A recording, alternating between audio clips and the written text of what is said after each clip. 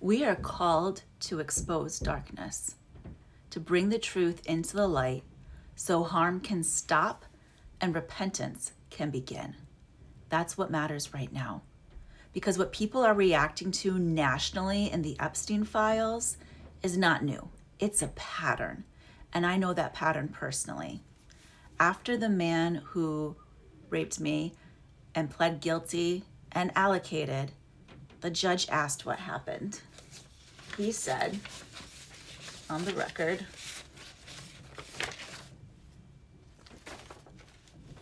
"On that evening, I had sexual intercourse and there was not consent." The judge asked, "And you knew that?" And he said, "Yes, sir." That's the crime. That's the truth. Yet, outside the courthouse, speaking to waiting reporters, his attorney, E. Stewart Jones, described me this way. "This was not a naive, fragile, innocent girl. This was a hard partying, hard drinking, marijuana using, socially experienced, socially active, uninhibited poster girl for the wild side of Albany nightlife." Those words were not spoken in court. It was not part of a defense. They were spoken after an admission of guilt.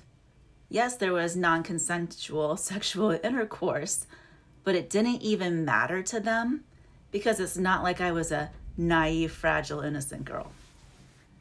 It didn't matter to a lot of other people either. After that, the perpetrator, J. Michael Boxley, went on to become a lobbyist. He was welcomed back into the same offices, the same legislative offices, where the laws are being written for New York State. The system welcomed him back. The victims were the ones who paid the price. More than 20 years ago, in my victim impact statement at the sentencing, I said something that remains true today, that we have two different systems for criminal justice. One for the well-connected and rich, and one for everyone else. Power changes how the system responds to abuse. When perpetrators are embedded in political or institutional influence, accountability slows, fragments, or disappears. Not because the facts are unclear, but because the consequences become inconvenient. When justice is withheld long enough, it sends a message about whose suffering matters and whose suffering doesn't matter.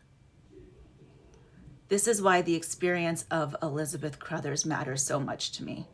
She is another survivor of the same perpetrator, and she has spent decades seeking justice, not only for the assault itself, but for the institutional response that followed. Her experiences raises a question we must be willing to ask. How long are survivors expected to wait before their lives are taken seriously? This is not an isolated story. It's the same reality now facing hundreds, maybe even thousands of Epstein's victims. Different perpetrators, different jurisdictions, same outcomes. Justice deferred. Lives put on hold. I believe in the value of every human life. I believe your trauma was real, and I believe you deserve justice.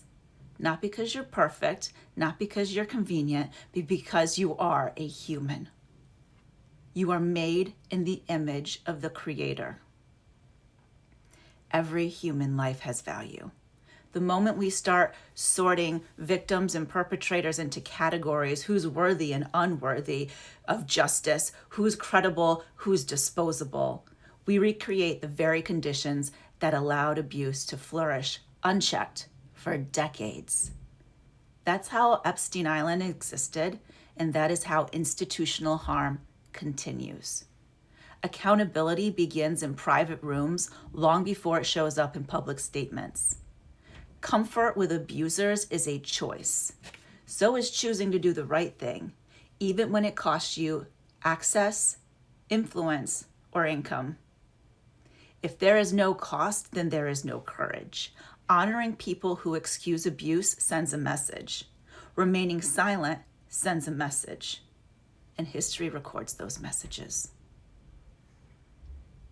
The overarching goal is repentance and accountability. Stop the harm, tell the truth, make repair possible. Repentance begins when the truth is no longer negotiable. This morning I was reminded of Jesus' words in Matthew 10, that truth divides, not because God desires division, but because allegiance is revealed. What I tell you in the dark, speak in the daylight. What is whispered in your ear, proclaim from the roofs. There is nothing concealed that will not be disclosed. And it raises a question for us all. When the truth comes into the light, where do we stand? The truth has never been hidden from those in power. Let me be clear about that. The truth has never been hidden from those in power. What's changing is the public demand that they respond to it. When those entrusted with investigation and accountability choose inaction, they allow harm to continue. And that choice has consequences for women and children. During the early days of the Me Too movement, a woman stood on an international stage and said, "You know who you are. More importantly, we know who you are. And you will not be able to escape." Nothing stays hidden forever. What's been known in the dark is being brought to light.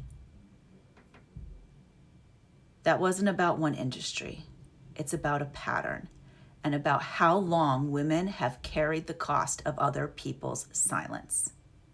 I look forward to the day when the people and institutions responsible take full responsibility and accountability so that truth, repair, and restoration can finally take place.